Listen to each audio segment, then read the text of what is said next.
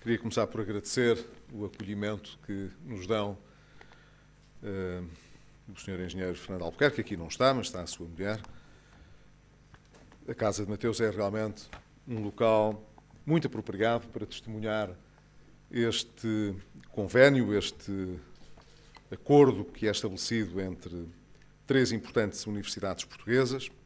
Quero cumprimentar também o Sr. Presidente da Câmara de Vila Real, os senhores reitores, subscritores deste consórcio, mas também todos os outros que aqui estão presentes, bem como os presidentes de Institutos Superiores Politécnicos, os presidentes dos Conselhos Gerais e os demais presentes que fazem questão de dar um significado especial a esta celebração.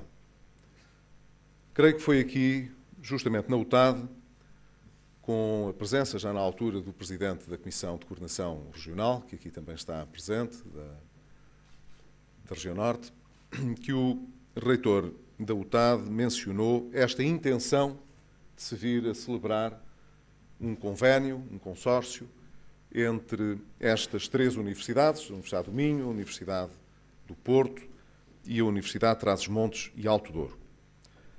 De certa maneira, isto marca uma opção estratégica que estas instituições decidiram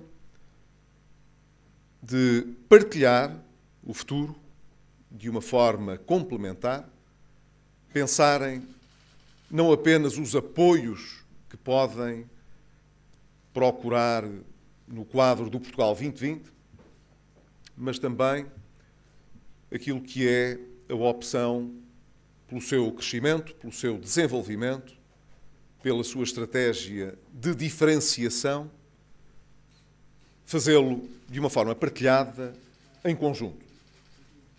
E é muito importante, como disse o Sr. Ministro da Educação, que essa iniciativa tivesse partido das próprias instituições. Porque nós sabemos, já o tenho dito noutras ocasiões, que o país precisa de investir muito na credibilização das suas instituições. Não há nenhuma sociedade, nenhum país, nenhuma nação que se construa de forma mais robusta, mais forte, sem fortalecer as suas próprias instituições. Não é a dizer mal das instituições que nós conseguimos alargar o nosso horizonte de esperança e de futuro. É reforçando essas instituições, mas, evidentemente, não há instituições eternas.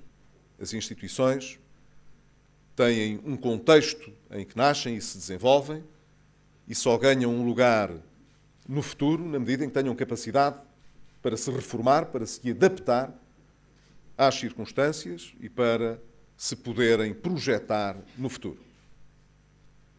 Por isso, é importante que a autorreforma seja reveladora da própria avaliação que as instituições têm daquilo que são as suas forças, mas também as suas fraquezas, daquilo que representam as oportunidades para o futuro e a forma como podem partilhar melhor esses resultados, partilhando os pontos de partida, os seus recursos e as suas decisões no tempo presente. Acho que foi muito importante, como já aqui foi evocado, que duas universidades em Lisboa tivessem escolhido esse processo comum de agregação. Sabemos como começou, não saberemos como acaba, mas, evidentemente, esse caminho não ficou escrito, não ficou fechado, não ficou determinado. É um caminho que as instituições decidiram fazer e agora aguardamos, evidentemente, o desenvolvimento desse desejo que foi celebrado com a criação da Universidade de Lisboa.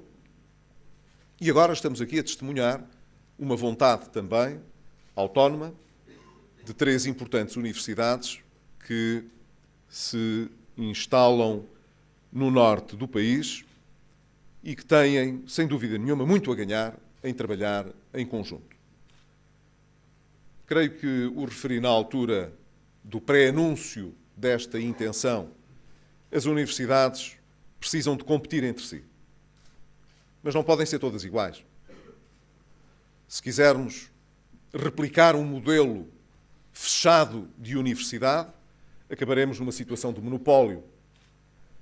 E, como todos sabemos, essa é a menos eficiente das soluções. Nós precisamos de competição, e a competição hoje não se faz apenas no território nacional, faz-se num território que é global e muitas vezes desmaterializado, desterritorializado até. Precisamos, no entanto, de diferenciação. Precisamos de diferenciação nas nossas universidades, nas nossas unidades de investigação, nas nossas empresas e por aí fora. Este caminho, portanto, que vai ser feito no norte, na região norte do país, terá de ser um caminho não apenas a pensar na região norte e nestas instituições, mas a pensar no país e no mundo. Precisamos cada vez mais de atrair gente de fora para Portugal e de exportar uma parte do nosso conhecimento e da ciência que aqui é produzida. Por investigadores portugueses, por professores portugueses, por docentes e por discentes portugueses, mas também de outras nacionalidades. Quer dizer, não podemos ter uma visão provinciana, paroquial, do que estamos a fazer. Temos de ter uma visão cosmopolita, aberta, global, dos nossos projetos e intenções. Eu creio, sinceramente, que é justamente esta ambição aquela que está presente neste convénio, neste consórcio de universidades. E por isso o quero aqui saudar de uma forma muito especial. E o Governo quis se associar a esta celebração, porque, conforme foi dito pelo Sr. Presidente do Conselho de Reitores, o Estado deve ser parceiro deste consórcio. Nós queremos ser parceiros desta iniciativa. E, como todos os parceiros, precisamos de saber qual é o quadro em que nos movemos. O quadro em que nos movemos deve ser definido por vós. Por isso é que somos parceiros. Mas, como todos os parceiros, queremos conhecer bem as regras para saber como é que essa parceria pode ser melhor desenvolvida. E, mais uma vez, esse impulso não pode deixar de pertencer às instituições, mas depois tem de ser dialogado, tem de ser conversado com os parceiros. E, portanto, quando digo que somos parceiros, queremos ser parceiros, quero dizer que não nos queremos limitar a ser testemunhas. Queremos envolver-nos nesse processo. De certa maneira, isso já aconteceu, na medida em que, na origem do próprio consórcio, houve, conforme aqui também foi sublinhado, um envolvimento de um órgão importante do Estado, da administração, que foi justamente a Comissão de Coordenação da Região Norte.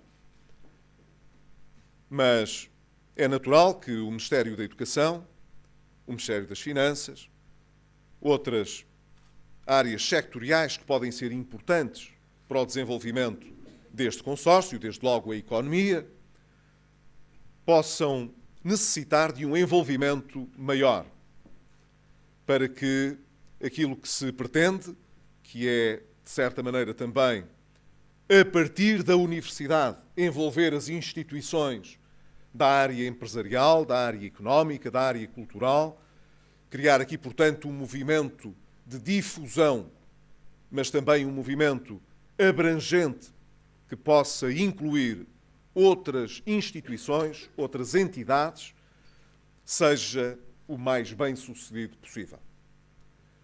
Nessa medida, quero aqui disponibilizar, da parte do Governo e das várias áreas sectoriais, toda a disponibilidade para discutir convosco os termos desta parceria em torno da estratégia que é por vós definida. Não há dúvida que o quadro do Portugal 2020 será decisivo, mas, de um modo geral, quando olhamos, por exemplo, para a investigação e olhamos para o programa Horizonte 2020, que está fora do estrito sentido do Portugal 2020, nós temos aqui também oportunidades importantes que precisariam de um envolvimento não apenas destas instituições, mas de outras instituições, de outros países europeus também. Precisamos, portanto, de ter aqui uma estratégia que não é uma estratégia estritamente regional, é uma estratégia, de certa maneira, nacional, que precisa de ter cumplicidades, amarras noutros países europeus, noutras regiões europeias. E precisamos de envolver toda a área cultural e toda a área empresarial, sem a qual, evidentemente, este esforço nunca será coroado de êxito. Se nós queremos que as nossas fontes de saber, de conhecimento, possam ter a devida translação para a sociedade, para a economia real, para a cultura, então não podemos deixar também de envolver os outros agentes, os outros parceiros. E é a capacidade para fixar, atrair e dar maior sentido de cumplicidade na cooperação com esses parceiros, com esses outros agentes, que nós conseguiremos determinar a verdadeira ambição, a verdadeira ousadia e audácia desta iniciativa pioneira. Espero que ela realmente possa ser inspiradora para outras instituições. Sabemos que há, do lado dos politécnicos, também uma iniciativa de alguma maneira semelhante que está a ser, digamos, preparada, que está a ser amadurecida, e espero sinceramente que ela seja bem sucedida, porque nós precisamos muito do contributo na área do superior, de todo o nosso ensino superior politécnico, que não tem que se confundir com a universidade, mas, aproveitando a presença de tantos senhores reitores de outras universidades no país, dizer-lhes evidentemente que também espero que esta iniciativa possa ser inspiradora para que outras se possam vir a materializar no futuro próximo. Posso, no entanto, dizer-lhes que a nossa colaboração será sempre feita com uma grande ambição, mas com um grande sentido de realidade e de pragmatismo. É muito fácil, do conforto da análise que muitos escolhem para realizar sobre as mais diversas áreas do nosso país, tecer considerações sobre objetivos audaciosos, ambiciosos e ideais. E enquanto a discussão se fixar nesse nível, é intelectualmente estimulante, mas normalmente inconsequente. Quando nos colocamos a decidir o que gostaríamos que fosse o mundo, se ele não fosse o que é, daríamos sempre uma boa noção da nossa criatividade, mas muito pouco da nossa capacidade para transformar as coisas. Nós vivemos nas circunstâncias em que vivemos, estamos no país em que estamos, temos as condições e recursos que temos, e é com esses que nós temos de contar para construir um caminho de futuro. Desde que não nos falte, portanto, a dose de realismo suficiente para saber qual é a nossa base de partida, para termos sempre a noção de que estamos a escolher os ovos de que necessitamos para construir as omeletes que queremos. Com essa base de realismo, eu tenho a certeza de que seremos muito ambiciosos nos resultados. O Governo, evidentemente, não pode deixar de ter este sentido muito prático. Mas estou convencido que as instituições do ensino superior, do modo geral, e as universidades também, têm mostrado esse sentido prático. Porque têm, apesar das restrições que temos vivido nestes anos, conseguido responder favoravelmente aos objetivos essenciais que nós tínhamos, que era a de, pelo menos, manter, se não aumentar, a qualidade dos serviços prestados, do conhecimento produzido, da investigação desenvolvida. E hoje que estamos a concluir o processo de avaliação das nossas unidades de investigação através da FCT, podemos dizer, uma avaliação externa que é, sem dúvida, imperfeita, como todas as avaliações, mas suficientemente isenta para não ser enviesada pelo nosso próprio interesse, permite-nos concluir que nós temos realmente unidades de excelência que comparam com o que há de melhor na Europa e no mundo.